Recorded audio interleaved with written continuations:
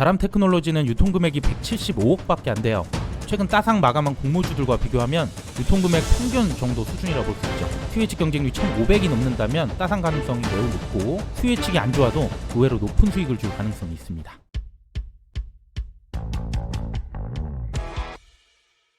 안녕하세요 여러분, 집에서 돈 버는 방법 집돈버 굿즈입니다. 먼저 오늘 제이오가 상장했는데 아쉽게 더블 출발은 못했지만 그래도 꽤 높은 수익이 나왔어요. 청약 참여했던 분들 모두 축하드립니다. 오늘은 다음주 청약하는 자람 테크놀로지인데요, 여기는 철회를 2번이나 한 IPO 3수생입니다. 그만큼 여러모로 조건들이 많이 개선됐는데 과연 청약해도 괜찮을지 지금부터 확인해 볼게요. 구독과 좋아요, 알림 설정은 저에게 큰 힘이 됩니다. 먼저 일정을 보면 4주차에는 이 3개 공모주 청약이 끝나면 바로 자람 테크놀로지 청약이 단독으로 진행됩니다. 수요일치 결과는 20일 월요일날 나오고요. 다만 환불이 4일 소요된다는 점 참고해 주세요. 그럼 공모주 상세 내용 볼게요. 자람 테크놀로지는 5G 통신 반도체를 제조하는 기업이니만큼 단순 반도체 장비 종목들 외에도 통신 장비 업체들과도 관련이 있습니다. 그 외 공모주 식수는 총 93만 주, 일반 청약자에게 25% 배정하고요. 모집 금액은 최대 186억, 시가총액 1240억입니다. 주관사는 신영증권이고요. 공모가 밴드 16,000원에서 20,000원 사이, 유통 물량은 14.1%, 금액으로 175억밖에 안 됩니다. 유통 금액이 적은 소형 공모주인데 요즘 가장 핫한 공모 조건이죠.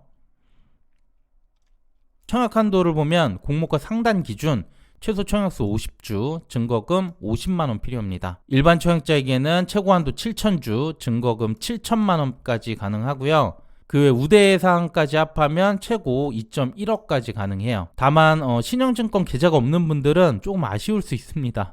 청약 첫날 이전 3영업일의 전일, 그게 바로 오늘인데요. 비대면 계좌는 오후 5시까지 개설을 해야 된다고 하네요. 오늘 자료 만들다 보니까 저도 이제야 확인을 했습니다.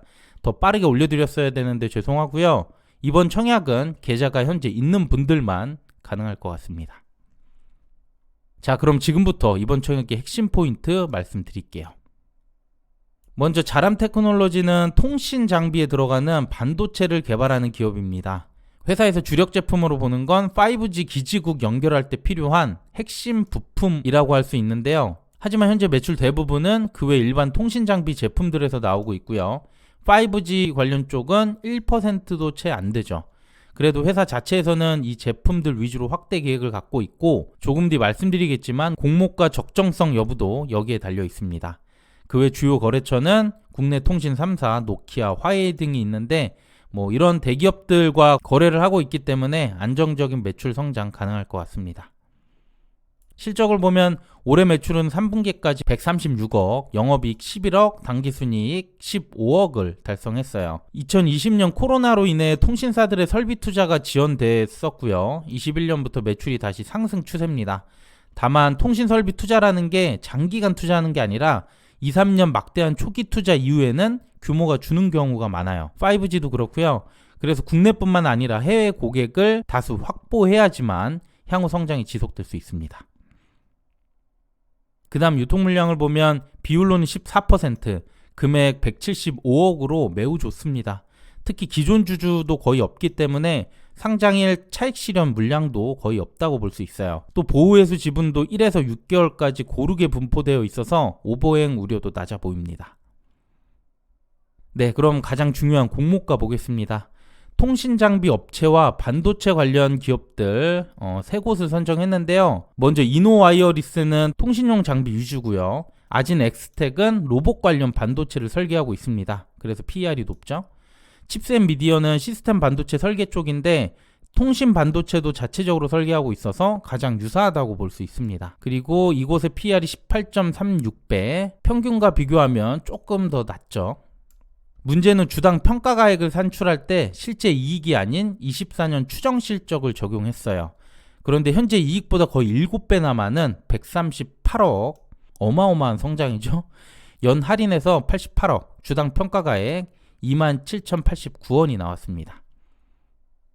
여기에 할인율 26.1%에서 40.9%, 21년, 22년 기술 특례 기업 평균과 비교했을 때 큰 차이는 없습니다. 그래서 공모가 밴드 기준 PER 계산해 보면 11.2배에서 14.1배. 아까 유사성 높다고 봤던 칩셋 미디어가 18배니까 상단으로 확정돼도 거의 20% 이상 낮습니다. 하지만 24년 추정 당기순이익을 적용했기 때문에 이를 달성한다고 하면 24년 매출이 598억이 나와야 돼요.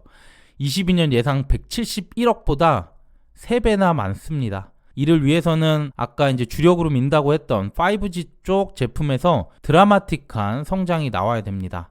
그런데 일반 개인들이 이걸 확인할 길이 없죠.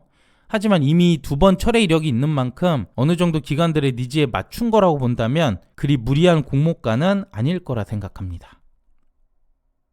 마지막 공모주 사례 보면 최근 상장 공모주들 중 상장을 따상 마감했던 4곳입니다. 이들의 가장 큰 특징은 바로 작은 규모라는 건데요. 자람 테크놀로지와 비교하면 시총은 가장 높긴 하지만 유통금액은 평균과 유사합니다. 아주 작았던 꿈비를 제외하면 거의 중간 정도 미래 반도체랑 유사하죠. 수요 예측에서 경쟁률이 1500이 넘는다면 따상 가능성이 매우 높을 것 같고요. 수요 예측이 안 좋아도 의외로 높은 수익이 나올 수 있는 공모주예요. 관심 갖고 지켜보는 게 좋을 것 같습니다. 네, 그럼 오늘 말씀드린 내용 요약해 볼게요. 먼저 주요 사업이 반도체와 통신 장비 쪽 같이 있어서 성장성 우수해 보이고요. 유통 물량이 특히 좋았습니다. 175억 소형이라서 상장일 수급이 기대가 됩니다. 또 유사성 높은 칩셋 미디어의 PER과 비교했을 때 23%가 낮았거든요. 반대로 단점을 보면 또 공모가인데요. 24년 추정 당기 순이익을 사용했는데 이게 매우 높아요. 주력으로 밀고 있는 제품 쪽 확대가 관건이 될 것 같은데 2번이나 철회했던 만큼 어느 정도 조정이 되지 않을까 생각됩니다. 결국 수요 예측을 잘 봐야 될 것 같고요. 3개 공모주가 같이 나오는 만큼 잘 비교해서 최종 결정하시면 되겠습니다. 네, 오늘 내용은 여기까지고요. 이제 내일 수요 예측 결과 나오죠. 최종 정리해서 내일 영상으로 다시 인사드리겠습니다. 네, 오늘 내용도 괜찮았다면 구독과 좋아요, 알림 설정 부탁드릴게요. 감사합니다.